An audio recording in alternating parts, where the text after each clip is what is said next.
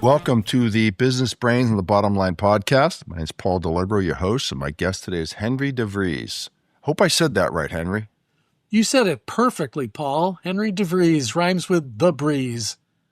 All right. Sounds good. Well, Henry, I don't even know where to start to explain what you do and who you are. You're a best-selling ghostwriter. You're a talk show host. Let me see what else. You've owned agencies, businesses. I mean, you've pretty much done it all. But the thing interested to me the most is, and I'll let you explain it because I obviously am not going to do a good job of explaining, is how to use ghostwriting to write a book to kind of market yourself. That's an interesting play that I've never even thought of, to be quite honest with you. And I thought it'd be an interesting take. But before we get going, you're out in California, I see, out in the lovely San Diego area. And you're a native Californian, I see? I am a native Californian, one of them. Yeah, well, I hope you're one of the good ones. Well, I don't know. One of my clients in South Carolina said, what's so good about California, Henry, is that you're 3,000 miles away from us. So I get it. Not everybody loves the Californians. That's funny. So, well, tell me a little bit about how you get into this ghostwriting thing. Well, my story on this was I put on a workshop back in the day to help people who were agency owners and management consultants and how to find right fit clients. And I had a list of 29 things to do. Number 15 on the list was write a book. And at the end of my free lunch and learn, where I gave them all a turkey sandwich, hands went up and said, well, would you coach us on how to do this? And later they said, you say write a book. I've never written a book. You've written books. Yeah. Can you coach us on that? So that's how it all started. And that was 300 nonfiction book projects ago. Wow. Now, had you written any books up to that point on your own? I had written a couple. My first book was called Self-Marketing Secrets. I co-wrote that with a woman by the name of Diane Gage, who owned an advertising agency in San Diego.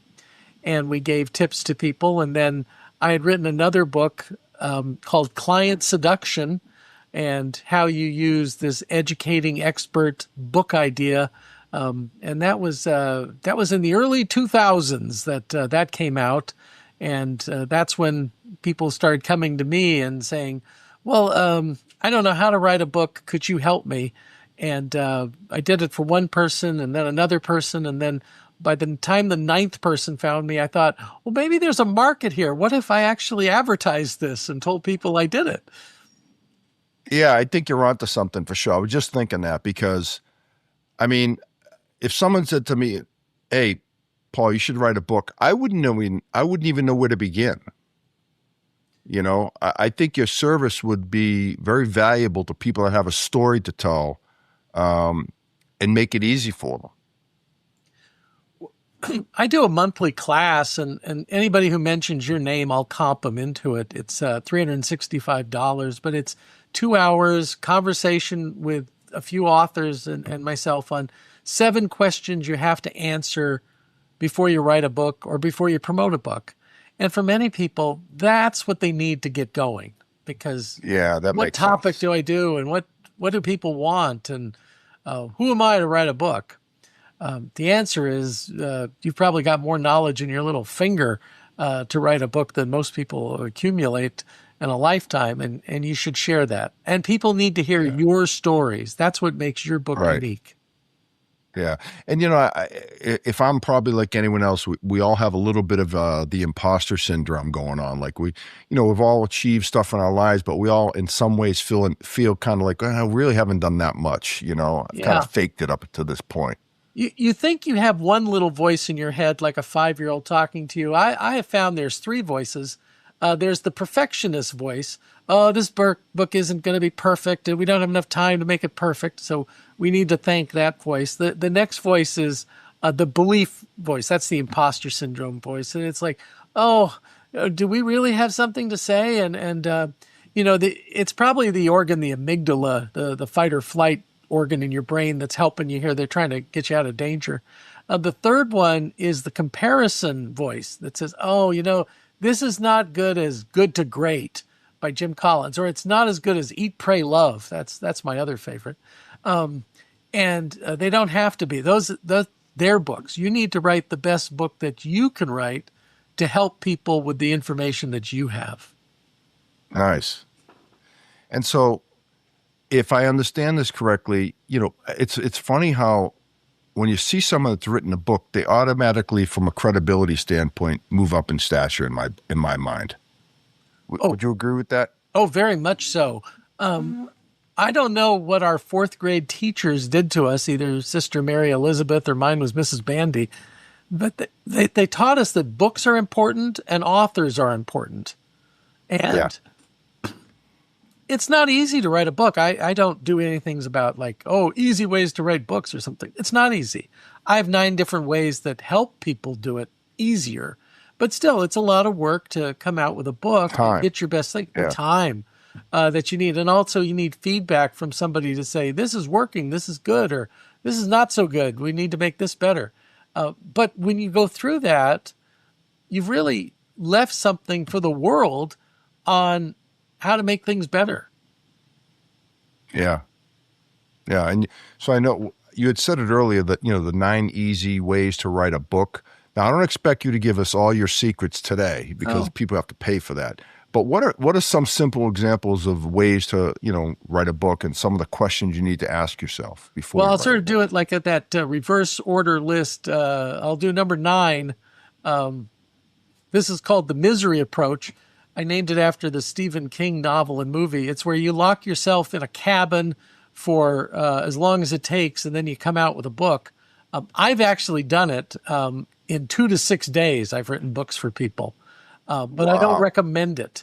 And I didn't have Kathy Bates and a sledgehammer standing over me, but I got it done. And I've gone to mountain cabins, but I prefer resorts by the ocean myself. But you can do that. You can power it through. But there are much easier ways. One is developmental editor. Charles Dickens is famous for writing, Oliver Twist and A Christmas Carol. He was also a developmental editor for other novelists, where he would be brainstorm with them, as we would say. He would help co-create it. It would be their name on it, but they weren't doing it alone. I find, Paul, that writing's a team sport. It works better as a team sport. The other ways is I've had people record their workshops, and we turn their workshop into a book. I've interviewed them as a journalist, record it, transcribe it, and turn that into a book. I've had people who were podcasters like yourself, and then we took transcripts from different podcasts, transcribed them, and drew out lessons from that and turned it into a book. There are different ways to talk the book into existence, and that's a shortcut in transcribing it. And then there is a ghostwriter, where a ghostwriter is somebody whose name is not going to be attached to the book. They helped you. For many professions, they don't want anybody to know that somebody helped them. In other situations, people want another name on the cover because, let's say you're Bill Gates or Jack Welch. It would be wrong for them to take all that time to write a book. So many of the people who are CEOs of companies that I help write books for, sometimes they want my name on the cover of the book. That happened with my book on Warren Buffett. A man by the name of Tom Searcy was the lead author, but wanted me as the co-author on that book.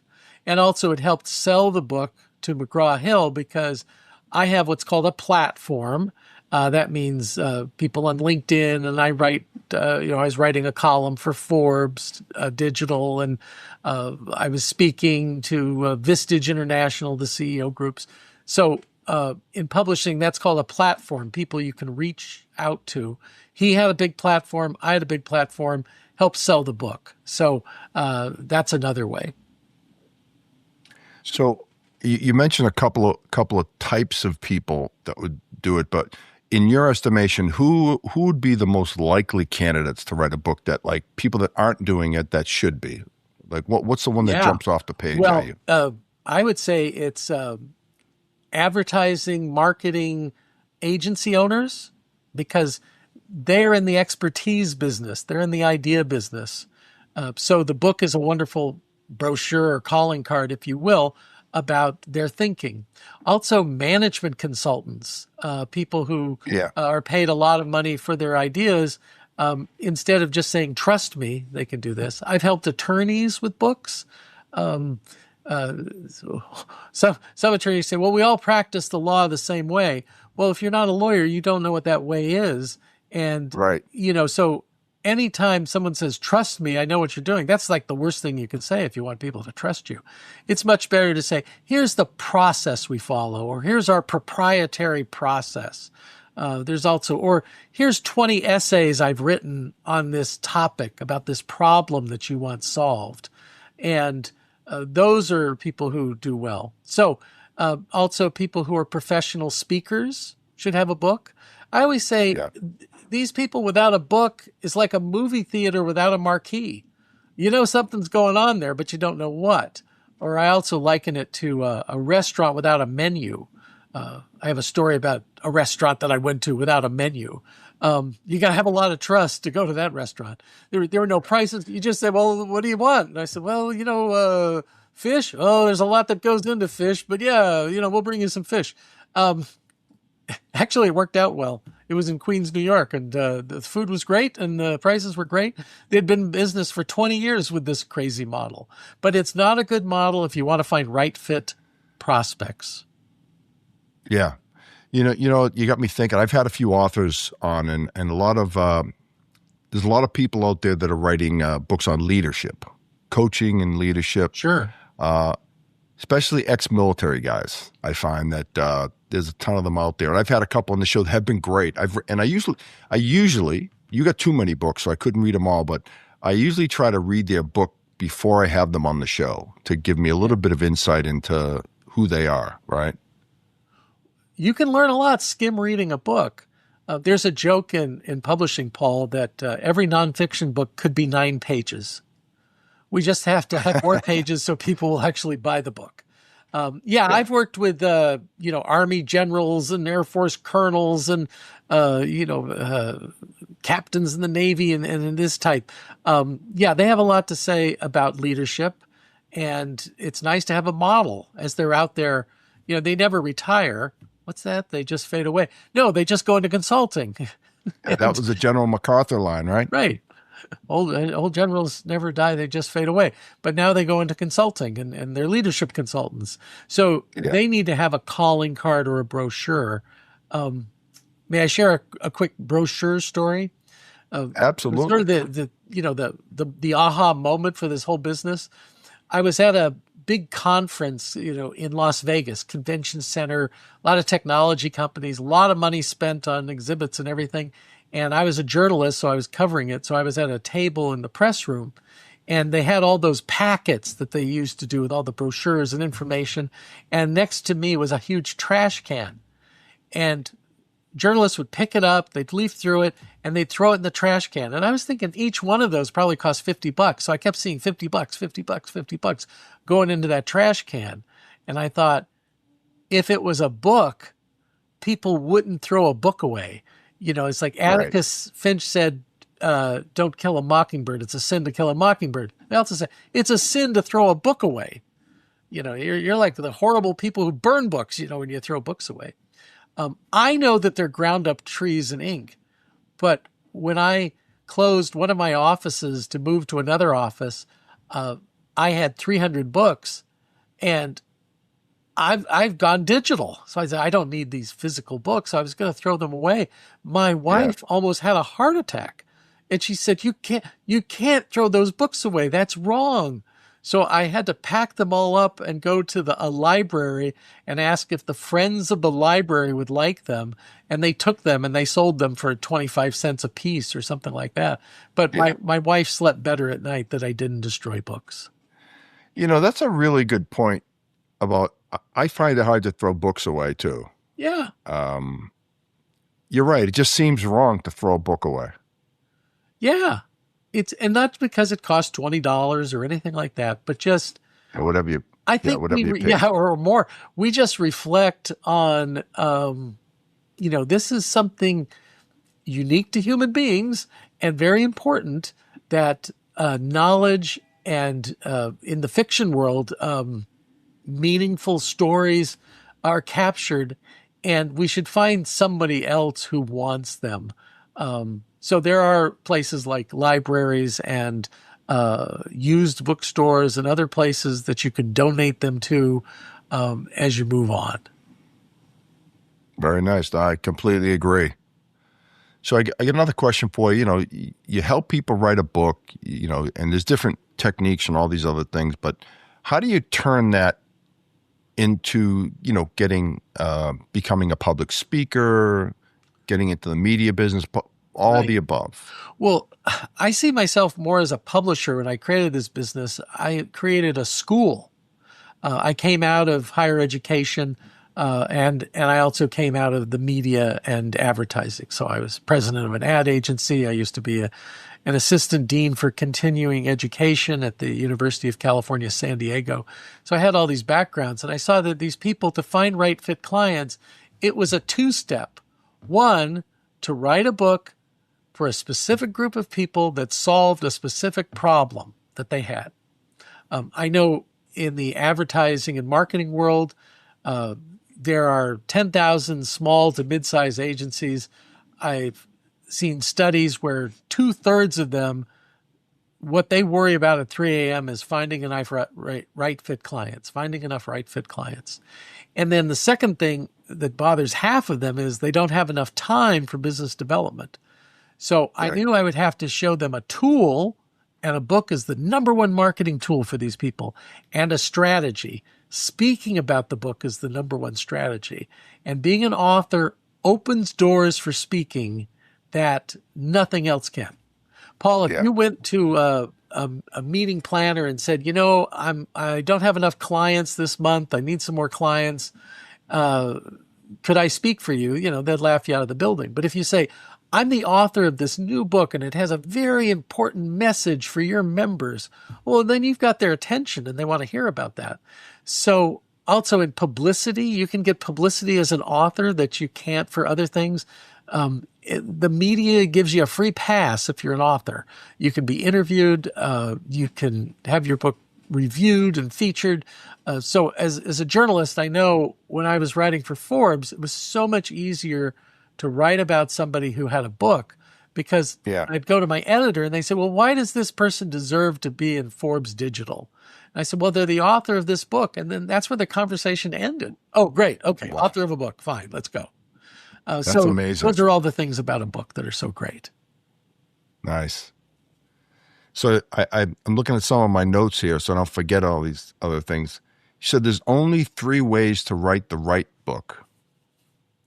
The only What 3 does that ways mean? to write the right book is, number one, you get a ghostwriter, somebody who will do a blueprint of the book, a layout, help you assemble the materials, and then do the heavy lifting. And they'll write, and then you'll give feedback to them. The other way is you hire a developmental editor. I mentioned that's what Charles Dickens does. That's what most of my work is where I strategize with people. I plan the book. I tell them the options. I tell them what's popular and what people want and length and size. And I know all the technical aspects of books, and you know your content. And then that third way is the misery approach, locking yourself in a cabin until the book's done. It does work, but I don't recommend it. Well, you see, like you see this in the movies a lot, where the writers, there's an author there that's trying to write a book and they get writer's block. They can't get even past page 1. You know, is that common? Do you see? Sure, but it usually happens in the second half of the book. Usually about 3/4 of the way through the book, this occurs, and really it's a fear. The fear never sleeps. So there's the perfection trap fear, oh, it's not perfect. I thought it'd be more perfect. I use more perfect on purpose. The other thing, it doesn't compare well to other books. Who am I? So All those fears we get at 3 a.m. in the morning come out, and it can stop people. I tell them that seat of the pants to the seat of the chair. It's better to get it written than to get it right on the first draft. Any book worth writing is worth writing a first draft that sucks. The magic is in the rewrite of the first draft to the second draft.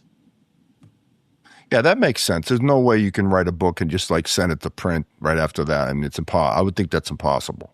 Yeah. Well, you saw that movie Amadeus about Mozart, where he actually could just write music out of his head that was perfect. And well, there's not a lot of those people. There might be somebody in books too. When I worked as a journalist back in the day, there was a guy who was a baseball writer who I knew for a major metropolitan daily, and he got it down to where he could just write a story every night. But he had 40 years of practice doing that. Yeah. Yeah, no, those guys are sitting at games on their laptops, writing the game as it's going along. Yeah, I worked for the Associated Press, and then we had to be able to, if the game changed, like a walk-off homer in the ninth inning, something like that, to just pick up the phone to an editor in New York and dictate the story. And you had to be able to do it that fast. It was great training. While fireworks are going off and people are screaming, so got to get that story out. This year's World Series to be one of those writers, because it was crazy in that seventh inning or seventh game on how it could end. So they had to keep rewriting it by dictating that story. Yeah, that was a wild series. I felt a little bad for Toronto, but the Dodgers pulled it out. They did what they had to do to win. I had mixed emotions because I grew up in L.A. and a Dodger fan, but I worked for 9 years in Toronto and became a Blue Jay fan. So, you'd say, well, you can't lose both teams, but actually somebody you loved was going to lose that series. Yeah. But I think now, you said you grew up in the LA area, but you live in San Diego now, right? Yes, right. Now, are you a Padres fan now? Well, I'm a Padres season ticket holder. I've been an Angel season ticket holder, and I go to a lot of Dodger games in October. So I was at all the rounds of the playoffs there. There's a joke in LA. What's the difference between an Angel hot dog and a Dodger dog? Well, you can't buy an Angel hot dog in October. So you can buy a Dodger dog in October during the playoffs. That's a very good point. I'm sure the Angel fans like to hear that joke. Oh, yeah. Yeah. Actually, yeah. Well, see, Angel fans tend to be Dodger fans too. It's one day they'll like a Subway series. One day we'll have a Freeway series where they play each other, but not any day It's funny soon. you say that about the Angels Dodgers, because I'm thinking back to other two team cities like Chicago and New York, where you can't be both. Like, especially in New York, if you're a Mets fan, you are absolutely not a Yankees fan. If you're a Yankees fan, you're absolutely not a Mets fan. I've got a friend. Well, my daughter's father-in-law and I have become good friends. And I was going into town, and I said, "Yeah, maybe we could catch a Yankees game together." He says, "Oh, that'd be great." I said, "Or we could go to the Mets." "I'm not going to Citi Field and see the Mets." I'm like, "Okay, whoa." That was pretty. Oh, sorry to even suggest it. I was in Chicago, and I saw a couple walking by the lake, and one had a Cubs hat on and the other had a White Sox hat on. And I said, "I got to ask you a question. This is a mixed marriage. How do you make it work?" And they said, "Well, you just, one day at a time." And then my wife and I, from that, developed a shtick where I've been to 44 Major League Baseball parks. And my wife and I do, I guess you'd call it cosplay.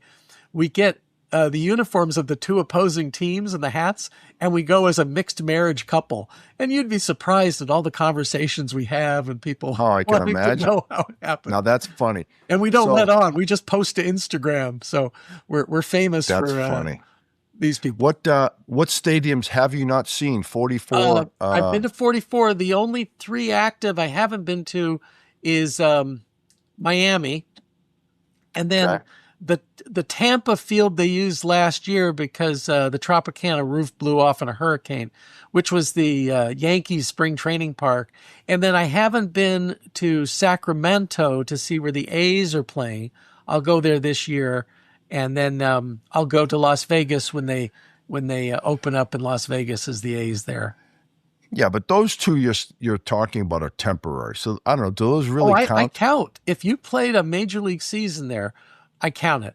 I don't count the weekend series in Monterrey, Mexico, or in Seoul, Korea. You know, if it's just something like that.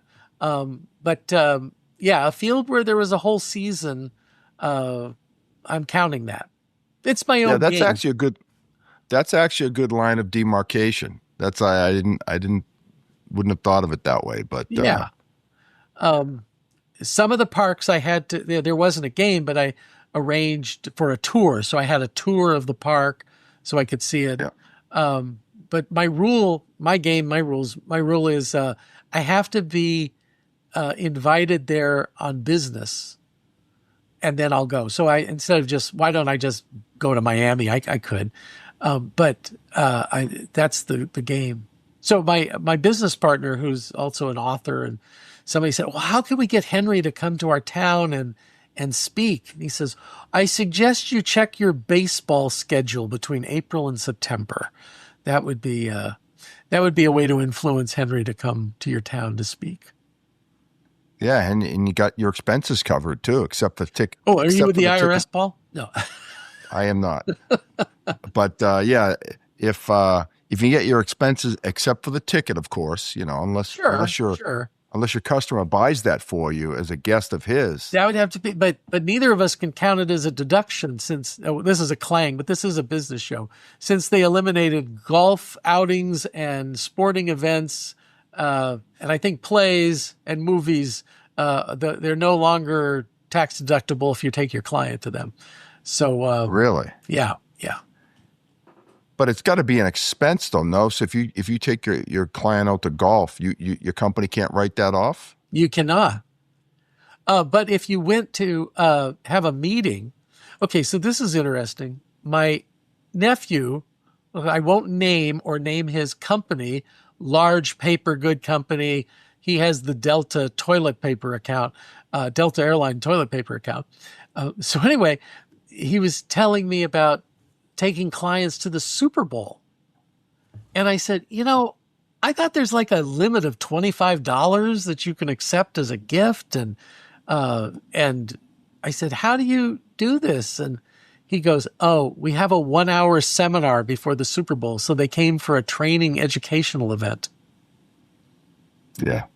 Yeah. Yeah. It's funny. A lot of these, you got me thinking here, like, you know, we get invited to say watch a baseball game and they get a suite, but you do have to sit through a presentation. Sure. You know, typically right before the game. So that's probably their way around that, correct? I have a client who runs a business that teaches people how to do this. And I interviewed another person. He bought a suite at SoFi Stadium in LA, which is for all the Chargers games, all the Rams games, the Super Bowls that come, the World Cup that comes, and all that. So he has these tickets in a suite. He has an amazing program attracting CEOs who will come. That's how I discovered it. I'm a CEO of a publishing company, and I was invited to be his guest at a suite and a guest. So I went and met him, thought it was an interesting business, wrote it up and did other things. But yeah. So that's how he probably, he expenses it as a marketing expense and meeting expenses. Nice. Yeah. So. But back to books. Can you, switching back to the books, I don't know if you can name them, but what was the most fun book you helped ghostwrite? What do you think? What's your favorite out there? It was my international bestseller, How to Close a Deal Like Warren Buffett. If you buy a copy, I'll autograph it. If you buy 2, I'll come to your house and read it to you. It was my first international bestseller with a New York major publisher.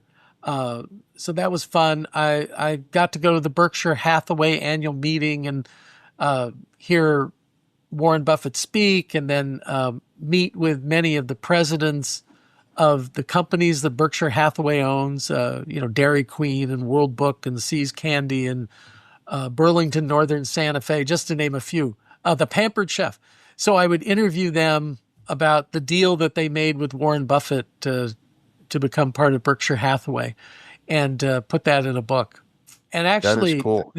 That turned into some volunteer work for Forbes Digital, and then that turned into a contract to write for them for 7 years. Nice. So yeah. So you're a good living example of what you recommend. Is the book helped you get more business? It absolutely did. It opened so many doors and speaking and other things because and also I can always drop the Warren Buffett name. The publisher wanted other book ideas from me, and because humor is my default setting, I said, well, we could do how to garden like Warren Buffett, how to cook like Warren Buffett, how to make love like Warren Buffett. But they rejected the series. That's funny. Yeah, I bet that book would sell, How to Make Love Like Warren Buffett. I think that would be an intriguing... Warren Buffett was quoted as saying, because he had prostate cancer when I was writing the book, so I didn't get a chance to interview him directly, but during that time, he said, no, I'm not going to die of this. I want to die from a jealous husband. And he was up in his 80s when he said that. Yeah. So who knows? Maybe the book would be good. Yeah, you'd definitely get people's attention. Yeah. With a title like that. I'm sure they wouldn't be interested in him just for his money. Yeah. Well, he's got so much of it now. The guy's just a machine. Yeah. It was actually never about the money. No. It was when you have that much money, when you have that much money, it's not about the money anymore. Yeah. Or it never was. More than you can. He was saving up like from his paper route to buy stocks when he was like a 12-year-old. And just obsessed with value investing in the company and doing all these things. So the money became the byproduct.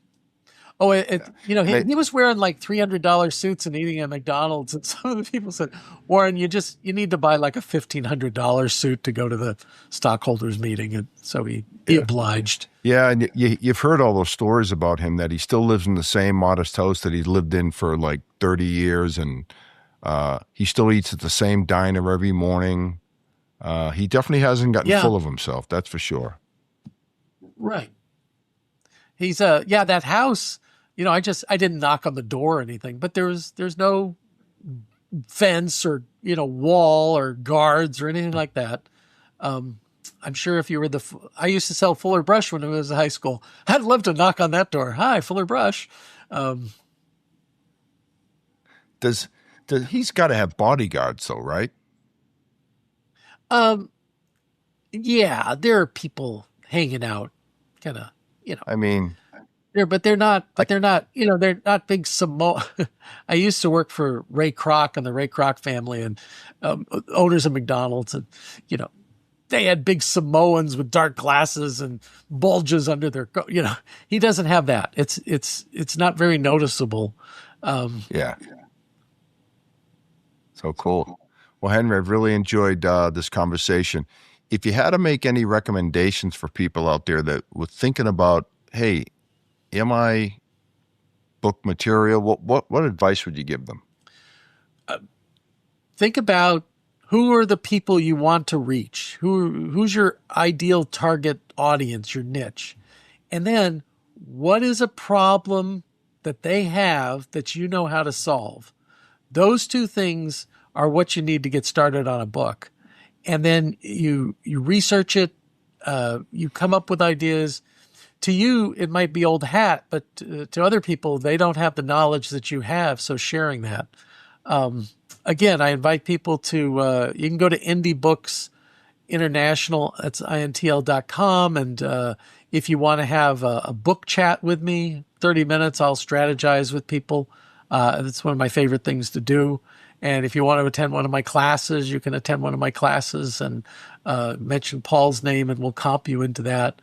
Bounce off those ideas, explore them, get them going, research them, and you can write a book. Lovely. Well, on that note, we'll kind of wrap up here. If you mentioned a couple of ways people get in touch with you, but do you have any email addresses, websites, anything where people can, if they're interested, can reach out to you? Two main websites. One is persuadewithastory.com, and I'm Henry at persuadewithastory.com. There's also Indie Books International, INDIEBOOKSINTL.com, abbreviation for international. So I'm Henry at indiebooksinternational.com. Both of those websites have lots of free information, videos, and I've written 20 books on the subject, so there's books that you can have. If I talk to people and there's some book they need, I send it to them at no cost. My brand is generosity. There you go. I think it's a good way to be.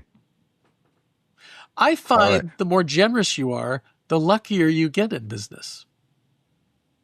No, that I would agree with that. That makes sense. Yeah. You create a certain magnetism, right? When you're generous with your time and efforts and. Yeah. And then law of reciprocation, people want to help. And, or if it's not them, Paul, here are the 4 magic words in the English language. I know a guy. And that works for women too. Sometimes I know a guy is a woman who does something. But they say that in the mob too. 90% of my business is because somebody said, oh, I want to write a book. I don't know how. And they say, I know a guy, Henry DeVries. There you go. Well, I know a guy now. There you go. That's for sure. So, well, Henry, we'll wrap it up there. Really appreciate you coming on. This was fun, interesting stuff. I've never met a ghostwriter before, so you're the first for me. And you've definitely opened my eyes. Definitely. Maybe I'll write a book someday. Who knows? Well, you can always attend that class with me, Paul, or spend 30 minutes with me. I'd be happy to do that for you. Sounds like a plan. Okay. I'm going to hold you to that. Okay. So, all right. Well, that's it. That's for another edition of the Business Brains and the Bottom Line podcast. This is Paul Delegro, your host, signing off. Until next time.